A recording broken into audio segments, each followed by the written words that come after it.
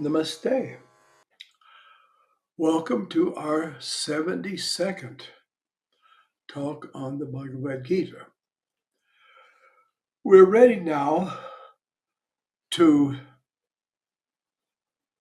begin a whole new chapter, the 16th chapter. This is a very interesting chapter. It is called the Yoga of the Division between the Divine and the Demonic.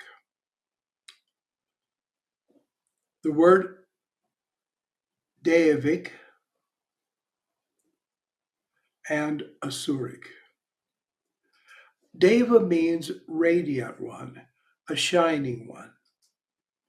So the gods are called that because when people see them,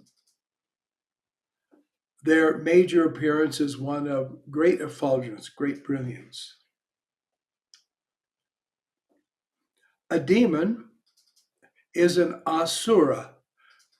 Sura means light. Asura means without light, someone who's in darkness. This degree of being in darkness can range from just ignorance to a deliberate love for darkness, for evil, for anti life, even,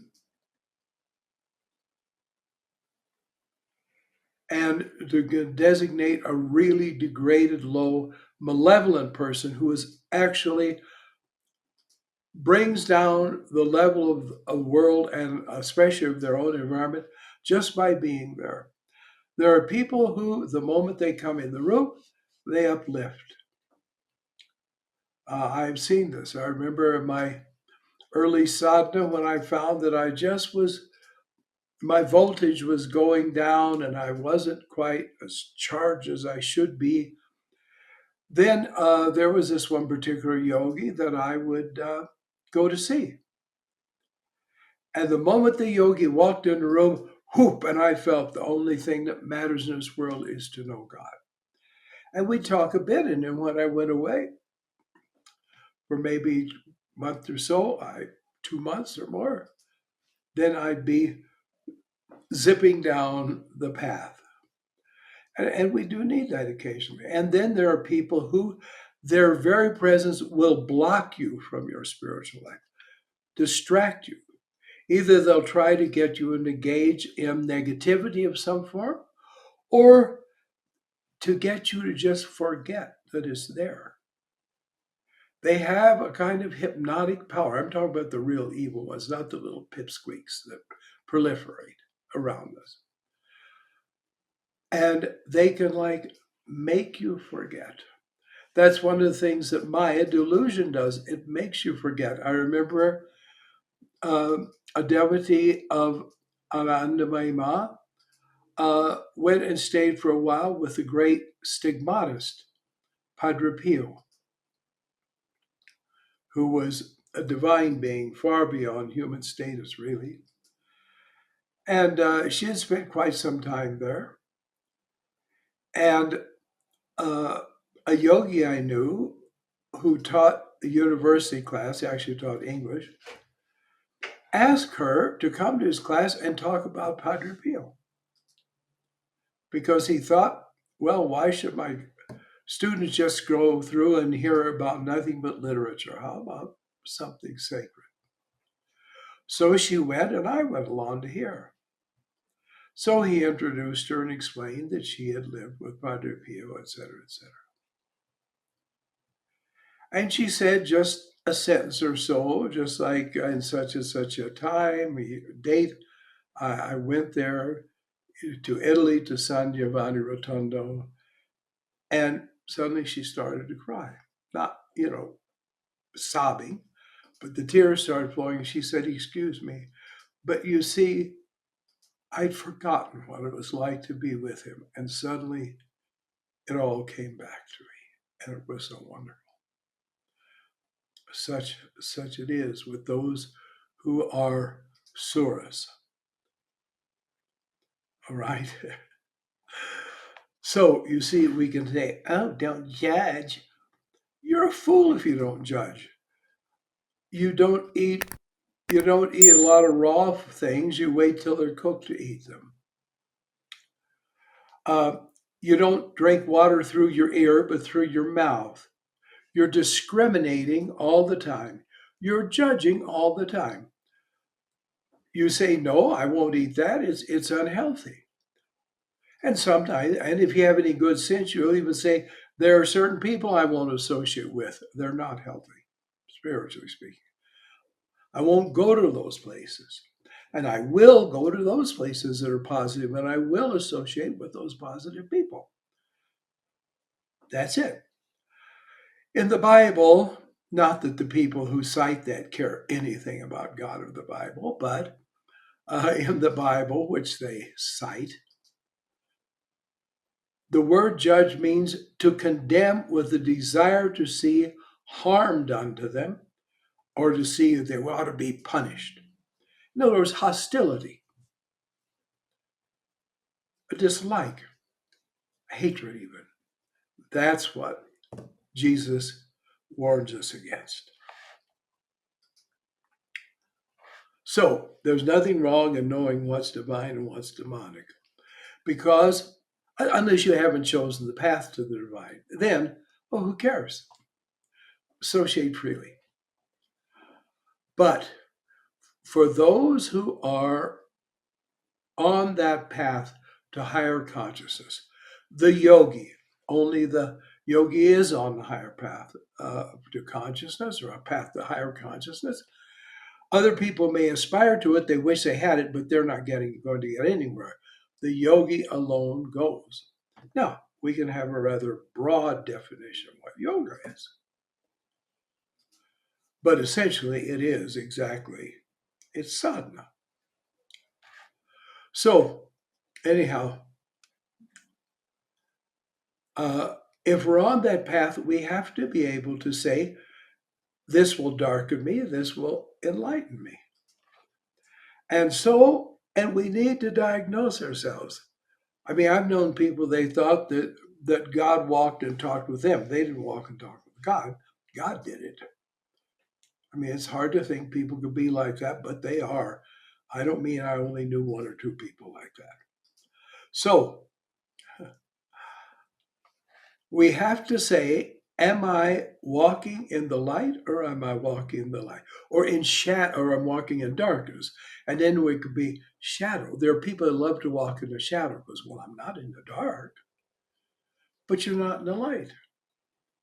And it's very interesting. St. Paul says, walk in the light as he, meaning Jesus, is in the light. And he was absolutely perfect. So be that kind of light person. All right. Fearlessness, purity of being. Sorry. All right. He's going to describe the people that are in the light, the people that are divine. I should have said that because we're going to have 3 verses before he says, these are the characteristics of those people. Fearlessness, purity of being, steadfastness in knowledge and yoga, almsgiving, self-control, sacrifice, self-study, tapasya, and straightforwardness. Okay, that's the first group of qualities. Fearlessness, not afraid, also not hesitant. Abhaya or bhaya can be also, well, I'm not sure, or feeling insecure, uh, just kind of not feeling focused. And it is to have fear, to be afraid. If I meditate too much, will I go crazy? Oh, will I go into the infinite and never be able to come back? There are people who actually say things like that. Whereas if they thought that's possible, they really ought to meditate. But you see, they plan to come back here for many lifetimes. They're the very ones in India that say, oh, it'll be many lives I know before I get there. That's what they hope. And guess what? You get what you want. All right. So to be fearless means, first of all, to not be afraid. That means being confident. not just confident in yourself, but confident in God and confident in the value of the yogic path and of the attendant disciplines, which are absolutely necessary, such as yama and niyama. Therefore, not feeling unsure or anxiety or anxious in any way. This is what it means. It means, again, confidence in God, your confidence in your own capacity, and not thinking, oh, I may not make it. No, confidence you do. You usually find people doubt what they really don't want to be true, and they believe what they do want to be true. So, fearlessness, purity of being. Oh, yeah.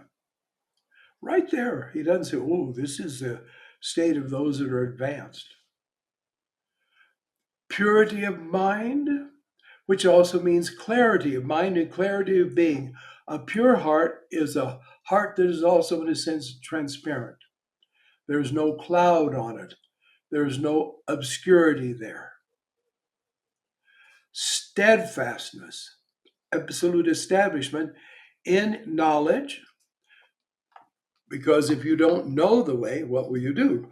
And the knowledge of the reasons why. This is why a yogi has to be a Sanatana Dharmi, because Sanatana Dharma alone conveys, teaches the unadulterated and complete truth about our own nature and about our own destiny.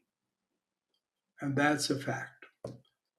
And if someone says, well, I don't see any value in that, and I don't see any need for that, well, sometimes that's true, but often it is because, friend, you're half blind. Your eyes are not fully opened. You don't really see. So be very careful in the realm of Sanatana Dharma before you say, oh no. Steadfastness in knowledge and yoga. Not like, well, I meditate when I can, I meditate when I get a chance, I meditate when I don't have that problem with my back. I knew a woman, she was saying, I'm going to do this and this and this and this, and then I'm going to become a real dedicated yogi. She never did, of course. I knew another. I had another friend. Same old story. I got to do this. I got to do that. I got to change my job. I got to pay off a debt. I blah blah blah blah blah blah blah blah blah blah, blah, and then I'll be able to go through. She never did. She never progressed. I called her up some years later.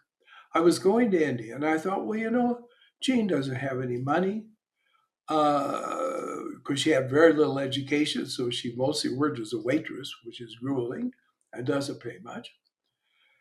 And she professes to be a yogi, and she professes to follow Dharma. So why don't I call her up and talk to her and say, Jean, how would you like to go to India? I'm going to India, and I'll take you with me. So I found where her phone number was because she had moved and dialed it up. She answered. We talked for a little bit, and I saw Jean hasn't learned a single thing since I last saw her. She has not progressed 1 inch. And who am I to say so? A yogi who knows about it. That's who says so. So, so don't let people ever bully you like this. Well, how do you know to say it? Well, are you qualified? Are they qualified to censure your words and your behavior and your thought? Pick up the mirror and show them right back at them. Let them see their true face. I mean that. So, anyway, I could see. And she has no aspiration at all. So we just talked and said, well, fine, Gina. I didn't even say it's nice to talk to you. It was appalling to talk to her. So, okay, fine, and got off. And except for at a time like this where I'm talking to you and it comes to mind, I don't even remember her. Almsgiving, charity. And it does mean things. I mean, after all, you've got to have a little money that you'll be able to like give to certain good causes, help people, and also things you do. You can, there are volunteer programs and so on. And then there's just being merciful to the people around you. People around us all are isolated, they are filled with fear, they have doubts, and they go through life. There are people I know that don't have a friend in the world. So when you meet people, even if you'll never see them again, you sit near them or to sit at the same table in the restaurant. Look at them and think, what can I give to them? I don't mean you've got to evangelize them about yoga and about philosophy, no. But just to show an interest in them, just to show that you think they're real, that they're alive, that means something. Quite some weeks ago, uh, we went and met with some people in a vegan restaurant here in Albuquerque. And there's a real good friend of ours whose wife has, obviously, from very early in her life, had definitely serious damage. And more than once, we've said, oh, why don't you meet us down there and so on. And then he alone comes and says, she got ready and she just couldn't leave the house. And of course, she has a lot of self loathing and has no self confidence, unfortunately. He doesn't say that, I'm going to tell you that. So when she does show up, then we give her attention and attention, not something overwhelming. But in fact, the last time she sat next to me and I sat there for a long time, we both were just holding each other's hands and I was looking into her eyes and speaking to her in an encouraging way, not just a, okay, get positive now, buck up, girl. That's pushing us, that's bullying. But I just let her know by my attitude and words that I thought she was a person of great value, which she is, by the way. She's a very special person. And I use that time because we never know what else see her again to just try to help her believe in herself. And so that's almsgiving too. Smiling at poor little children you see being pulled along by their uncaring mother.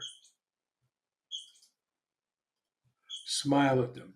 Maybe even if you're like standing in line, you say, that's really a fine looking little girl you have or a little boy you have. Even look at them and say, you know, you look pretty smart to me. Because they may remember you for more than half a century as one of the few people that ever looked at them and valued them and spoke to them with care and affection. I mean that literally. So I have looked after children that I knew I was the only one in their life that cared whether they lived or died.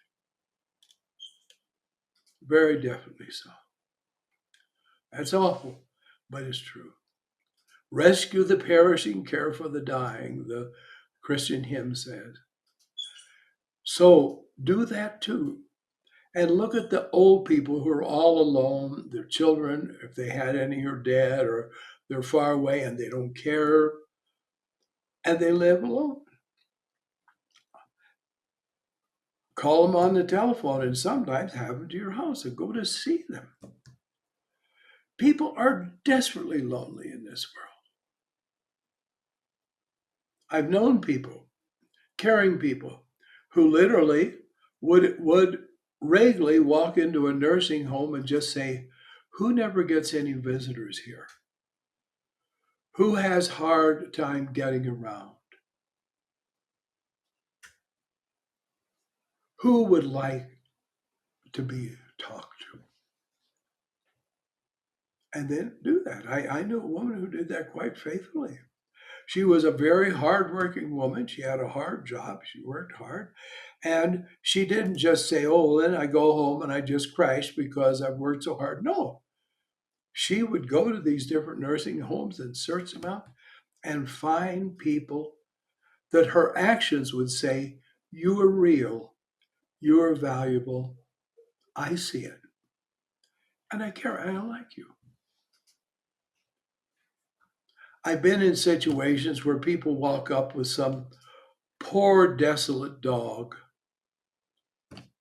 that usually has a harness on it that says service dog. And oh, would you like to pet the therapy animal or would you like to? And they're just using those animals. And you look at them and their eyes are so empty. There's a couple of service dogs I encounter every so often, and when I see them, I go up and I hug them and I pet them. And the dog likes it, but they also can hardly respond. It's like someone has either lobotomized them or give them some kind of tranquilizers. In fact, no, no, watch this. I've noticed this with most so-called service animals. It's like somebody has like cut them off in their awareness. See what you can do about it if you find a situation like I do. Well, now I've gone. That wasn't, and that is spiritual because yes, and those animals are too. They have a divine jiva, and one day they will be yogis and they will practice meditation, and one day they will also illumine other people. So, from the grumpiest person and the least developed on up, you are investing in eternity, in their eternal consciousness when you show kindness and mercy. Blessed are the merciful, Jesus said. They will obtain mercy. So it's not a bad idea to sow those things. So we should have a more altruistic attitude when we do. So thank you. Thank you to the next, till the next time, when I may get all the way to the end of one or two verses. Namaste.